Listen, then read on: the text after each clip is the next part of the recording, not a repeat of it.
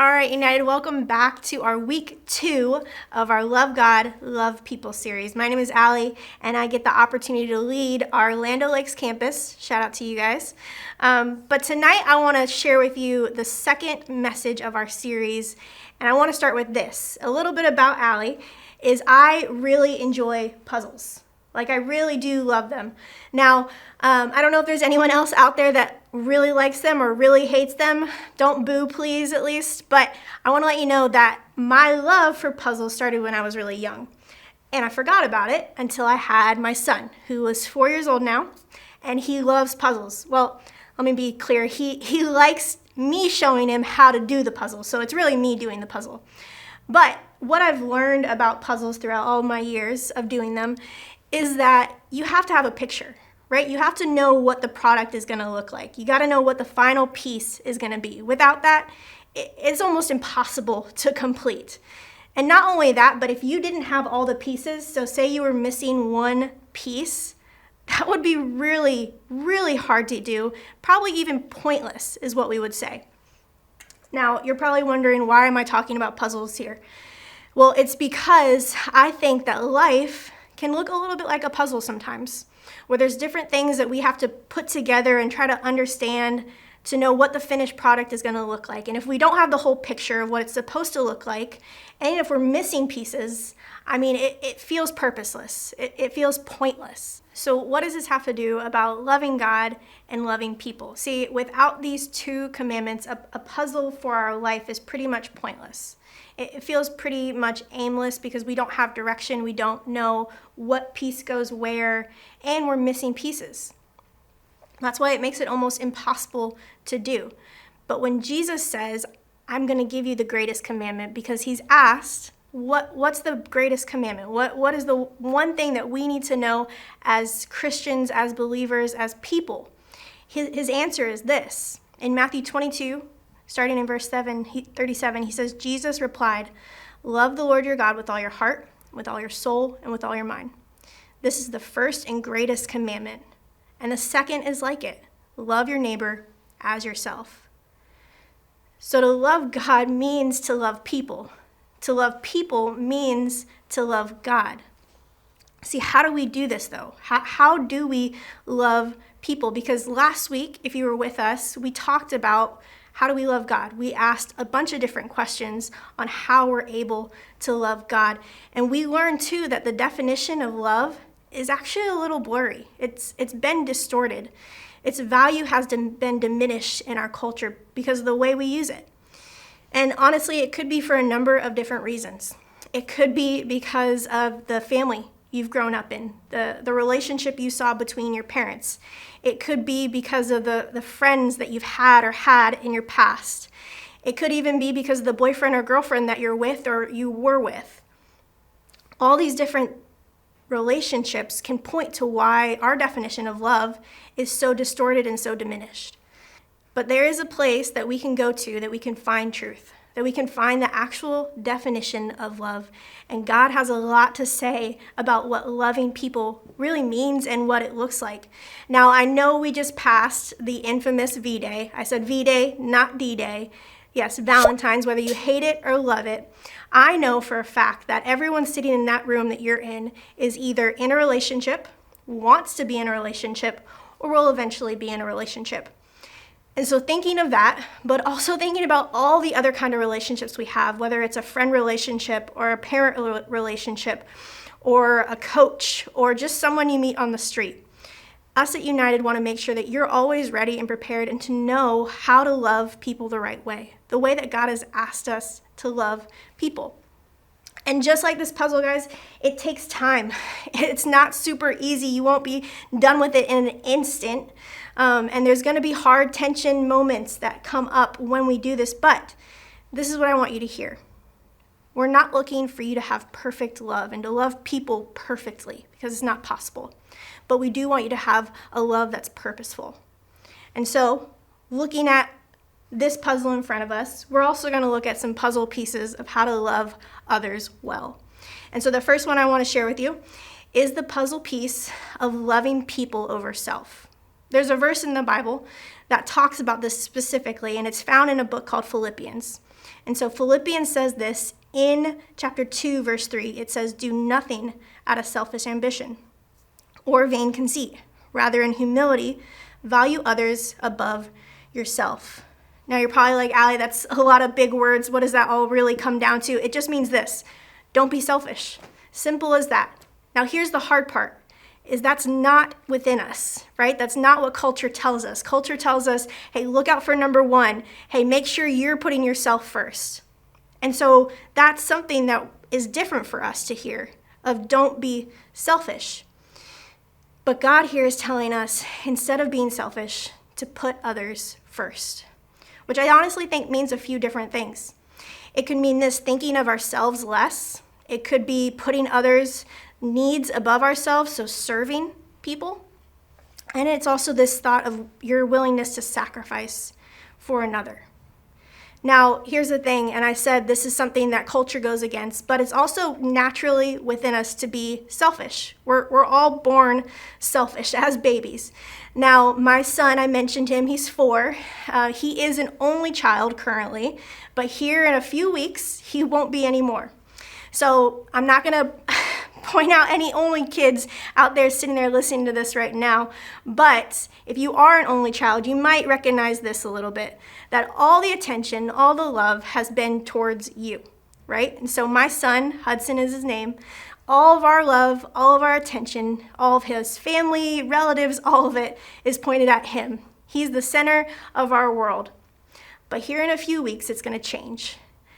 And then something's going to happen within him. He's going to realize that he's not the center, that it's not all about him, that he's going to have to share a little bit here and there. And I don't think it's going to be super easy for him, because all of his life he's grown up knowing it's about me. And I think a lot of us can understand that, because that's the natural tendency with all of us, is it's about me. I got to keep myself in check. I got to keep myself number one. I got to make sure I can do what's right for me. But this is different. What the Bible is saying here is different than that. It's saying don't put yourself first, put others first. Put others above yourself. Serve them. Sacrifice even for them. And so this is unnatural for us, and we have to push against that. And I do want to speak directly to those of you, like I said, who either are in a relationship or will one day be in a relationship, because this is important. Because if we go into a relationship with the thought process of, well, what do I get out of this? What can they do for me? Not only do we end up hurt, but we're hurting someone else. And I gotta be blunt, if that is your mindset in any relationship that you have, what can they do for me? What can I get from them? How can they make me more popular or improve my status or my reputation? Let me just tell you, you're not ready for a relationship. You shouldn't be in one, because you're gonna end up hurt and hurting someone else. See, for a relationship to be successful, and I use that word lightly, but I want you to hear it, if for a relationship to work, the mindset of the two have to be this: what can I give towards that relationship? How can I serve them? What can I do to be there for them and expect nothing in return? That's the mindset that we're called when we're called to love others, to love people. And once we have this concept down, which I told you it's going to take time, it's not easy, it's unnatural for us, but once we have that down, we can move on to the next piece of our puzzle. And that puzzle piece is of loving people with respect. Again, the Bible has something to say about this, and it's in a book called Romans. Romans 12:10 says, "Be devoted to one another in love. Honor one another above yourself." The kind of honor and respect that the Bible is talking about right here isn't the kind that we earn. I think that's something we need to hear, because I think a lot of times we think they got to earn my respect, which maybe in some cases they do. But what the Bible's talking about here is a respect that's freely given. It's not one that's earned. It's the kind of respect that isn't just about how you treat a person in front of their face, but it's also how you treat them behind their back. It's about how you talk about them, how you value them to others.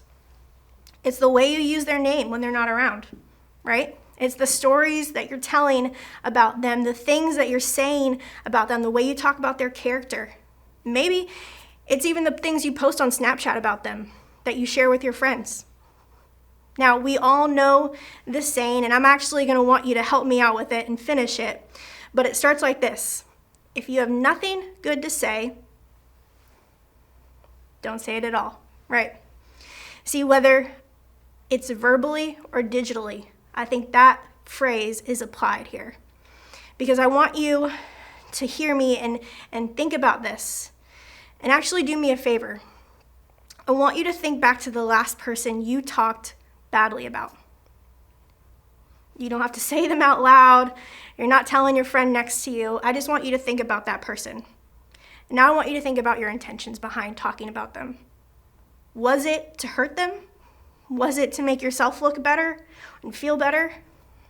See, those reasons alone show us that we really don't understand what it means to love people. And guys, I'm guilty of this too. I'm not perfect in this. I'm not just sharing something that I don't believe or that I don't struggle with. This is something that I too have a hard time with, of understanding my intentions of talking about people. So what if instead, when we talked about people or made comments about people, our goal wasn't to bring them down or to talk negatively about them, but our goal was actually to lift them up, to respect them, to love them? What if the next time the opportunity came up for you to talk bad about your ex or that person you disagree with, you fought it off by lifting them up, by saying something good, by saying something positive, or saying nothing at all? I had this motto growing up that it was instilled in me from when I was little, but it was this thought that whenever you say something negative about somebody, like one negative thing, you need to balance it out with 3 positive things. And so maybe that's something you need to try yourself. The next time you have a thought or you want to say something, or you do say something negative about somebody, you balance it out with 3 positive things about that person. And so we love people by respecting them. But here's the last one, and I think this is where it all comes back together, where it all fits together like a perfect puzzle, is that we love people like Jesus. We're called to love people like Jesus. And again, going back to the Bible, because this isn't stuff I'm making up, but in John 13, it says this. So now I'm giving you a new commandment, and this is Jesus talking. He says, love each other. Just as I have loved you, you should love each other. I can remember a few years ago, I was working within another youth group, and we were going through a very similar series, talking about some of the very same things, but we really hit on this topic of loving people like Jesus did. And so we have a service night on Wednesday night, and we get through halfway through the night, and this group of kids just walk in. They look different than what the rest of our students looked like. They look different than what they're wearing. They're acting a little different, and they just sit in the back. So they're there the whole rest of the time. At the very end of the night, one of our students walks right up to them. And so my first thought is like, oh gosh, they did something. She's confronting them. She's going to say something to them. But after a few minutes, I start seeing them laugh. I start seeing them continue to talk. And after about 20 minutes, their conversation ends, and she walks over towards me. And so I asked, what was that all about? Like, what's going on? Like, do you know them? Like, what's going on? She's like, I just met them. I was like, oh. I was like, well, why would you go up and talk to them? They look a little different than what our youth group looks like. And she goes, Allie, didn't we just learn to love like Jesus? Didn't we learn to see people the way that Jesus sees people? And guys, I was broken. I was shocked. I was shook, all the above, just from her statement, because my own heart wasn't loving like Jesus. Hers was. And this was a student that got it. She understood. See, Jesus' love for people is countercultural. It's a rare type of love that is sacrificial, selfless, unconditional. And we've all heard the phrase, don't just talk the talk, but walk the walk, right? What people mean there is don't just say you love something, actually live it out. That's what that phrase means, and that's exactly what Jesus did. He didn't just say, oh, I love you guys, and then left us on our own. He showed it. He pursued us before we even pursued him. He loved us before we even loved him. He died for us when we were still dead in our sin. And now we're free to receive his love and pour it out to others. I want you to think about it this way. We're called to love people the way Jesus did. And here's a little bit of what that looked like. Because what we read and what we know that the Bible says about Jesus is that he humbled himself, that he actually became a servant. The God of the universe came down and became a servant, and he humbled himself. That's the same attitude you and I are called to have towards others. That we're not there to see what we can get from them, get out of them, to make ourselves feel better, look better. We're called to serve. We're called to love. This is the kind of love that we're called to show others. So let me ask you this. What would it look like if you truly loved people the way Jesus did? Think about it for a second. What in your world would change? See, I think if we did this, if we loved like Jesus, we would see a completely different world. You would also see people drawn to Jesus because we're showing people Jesus' love by loving them. I think we'd see the room that you're sitting in filled. I think you'd see more love in our world than the hate that we see right now. Because when God created people, he invited us to join in this beautiful puzzle of love. We get to discover the truth that in loving God and loving people, we get to experience authentic, true love ourselves. And isn't that what we really want? Authentic, true love. See, all these pieces right here are just a mess. They take time, take effort, but it also takes knowing what the whole picture looks like, and it also takes having all the pieces. So we have to know what the entire picture is going to look like to complete it, and we have to have all the pieces. And I think that's what we have in what Jesus said, what the greatest commandment is by loving God and loving people.